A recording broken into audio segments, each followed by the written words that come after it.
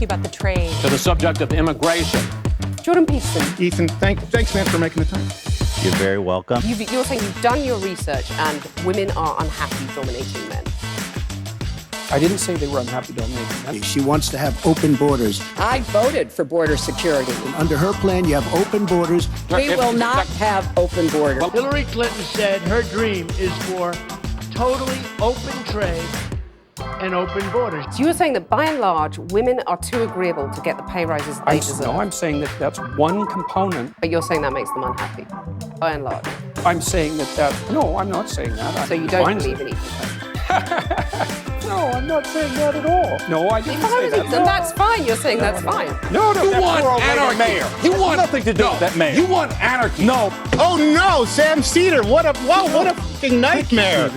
I had no idea this was going to happen.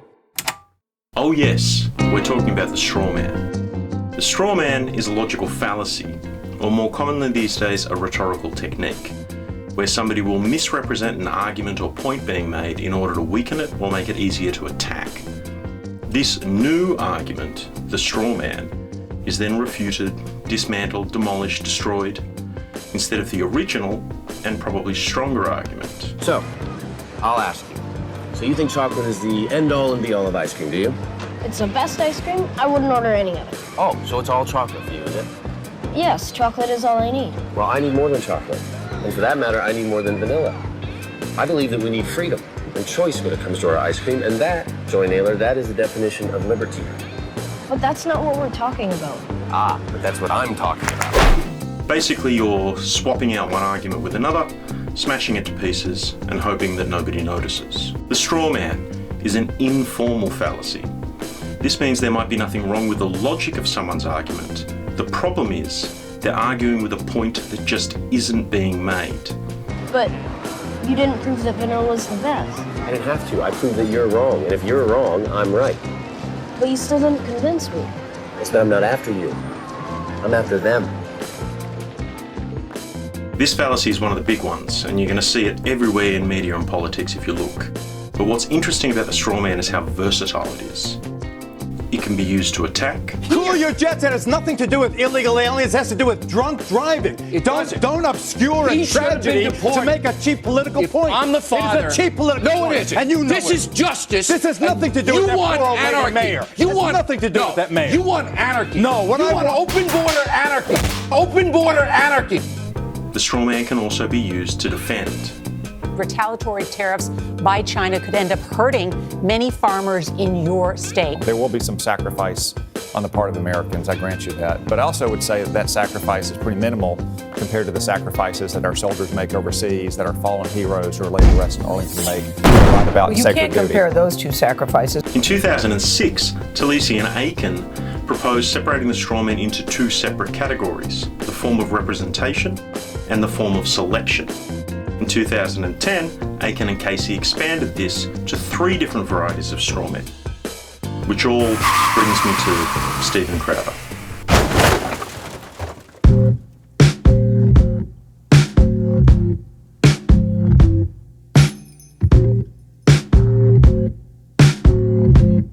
Crowder shot to internet virality due to his Change My Mind series, where he would show up in random places, university campuses mostly, and invite people to change his mind about various inflammatory statements. These discussions, where someone who is well prepared on a topic grabs people at random to discuss a subject they don't necessarily know anything about, goes about as well as you would expect. So you're getting very emotional. Okay? This is serious. You're asking us to engage with you with what is a very hot button issue. Okay, off. So you want Nazis? You know that it's going to provoke an emotional response. Then shut the up! Let me ask you this. Jesus Christ, ladies and gentlemen! That's Can I ask you a question? Yeah, of course. Do you believe that countries exist? No, because they're not done through contracts. Who are you arguing with? You're Don Quixote fighting windmills, man. This failure of mostly students to defend complicated and nuanced ideas and points of view on subjects they don't necessarily know anything about is then held up generally to discredit these ideas and paint them as indefensible overall. Talesi and Aiken, I know I'm not pronouncing those names right, observed an increase in the frequency of this sort of rhetorical straw man, selecting an inept opponent, smashing them up and then claiming a victory overall, and described it as a form of selective straw man, where the speaker has erected a straw man but has not misrepresented the objection they seek to refute. Instead, they have erected a straw man by selecting a relatively weak version of, or inept spokesperson for, the opposition to their view. This form of a straw man, where you pick a relatively weak opponent to defend what could be a strong idea, is known as the weak man fallacy. But, of course, Crowder could just be making good content, and you can only interview the people who show up on the day. But it's interesting to see what Crowder does when he's confronted with an opponent who is prepared, and who is able to competently defend the sort of ideas that Crowder routinely goes about demolishing. Oh no, Sam Cedar, what a fucking nightmare. It's about issues. Let's talk about those issues. Well, let's have a debate. Sam, come on, I'll tell you, yourself, you coward. Steven, show yourself. Stop showing your little leprechaun co-host. There's no one ducking you, Sam. I'm never afraid. Sam, my audience would say Sam who? Let's debate, Steven. Let's debate, Ethan. Oh no! Oh yes, Stephen. No! Your audience doesn't know who Sam Cedar is, and they wouldn't recognise him, that's why you're not going to debate him. In that case, who the f*** are these people?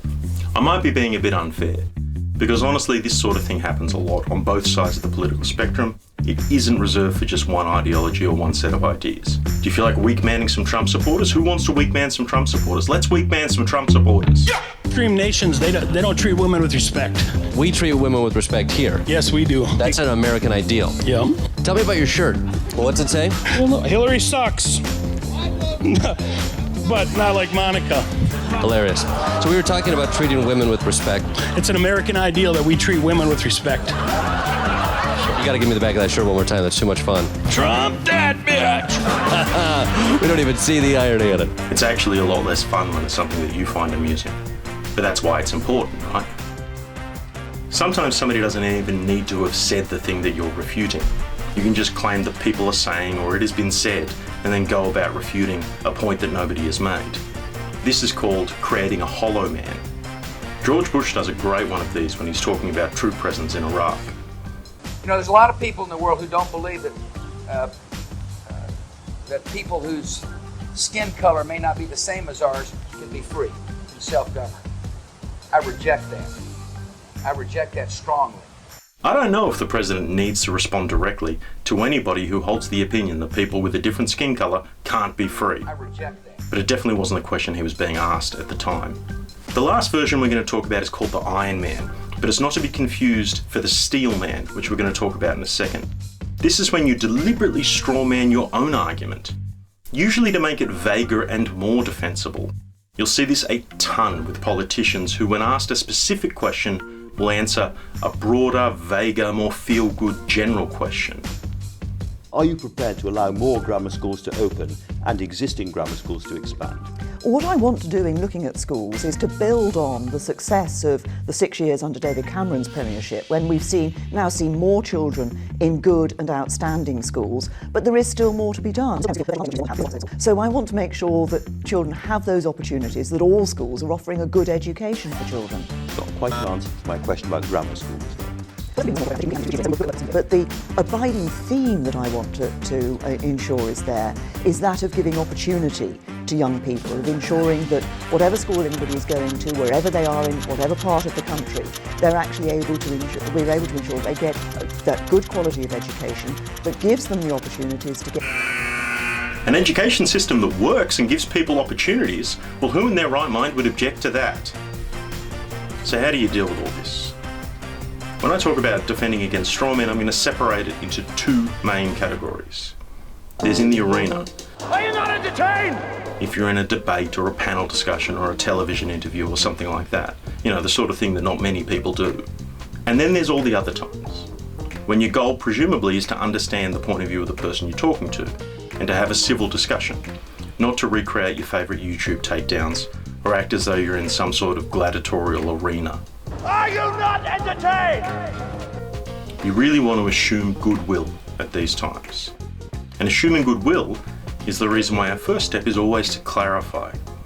Repeat your position. You can even ask a question of the person. Why do you think that I think that? Did I say something to make you think that I thought that? Sometimes the problem is just that you haven't expressed your point of view clearly. If that doesn't work, you can always try steel manning the other person's straw man. Steel manning is when you attempt to re-express the other person's position so clearly, vividly, and fairly that they say, "Thanks, I wish I'd thought of putting it that way." What this sounds like in practice is something like, "I'm getting the impression that you think I'm arguing for whatever because of reasons." The reasons part's important. You actually have to relate to the other person's point of view. If this doesn't work, you can always ignore the straw man entirely and just keep going, or you can shift the topic to something else. There are plenty of things in this world worth arguing for, worth fighting for, but a lot of those things are also better served through civil discussion and understanding each other better. However, if you're in the arena, Is this not why you were here? a lot of the stuff from before does still work, and probably should be your first option. Even in televised debates and in panel discussions, people do still misunderstand what you're saying, and just because somebody misrepresents your point doesn't mean they're trying to score points. However, if it keeps happening, you should call it out. Humour is a really good way of doing this because ridiculous ideas when presented really do deserve to be laughed at and not engaged with. So you don't believe in equal pay? No, I'm not saying that at all. I didn't say that women shouldn't be striving for the top or anything like that, because I don't believe that for a second. Striving for the top, but you're going to put all those hurdles in their way, as has been in their way for centuries, and that's fine. You're saying that's fine. No, I really the think patriarchal system I really is think just that's fine. silly. I do. I think that's silly.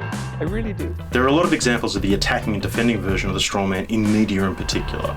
In fact, when I was a journalist, I was actually taught to use an attacking straw man as a way of opening up more guarded or reluctant interview subjects. Prime Minister, welcome to the programme. Thank you, Lee. It's lovely to be here. Are you a dead man walking? And it works. You'd be surprised how quickly people rush to correct a false statement, even if they weren't talking much beforehand. But the most important thing overall is to assert your position and say what you're there to say. If you're in a legitimate debate and somebody keeps strawmanning you, then chances are they're not trying to convince you. It's that I'm not after you. I'm after them.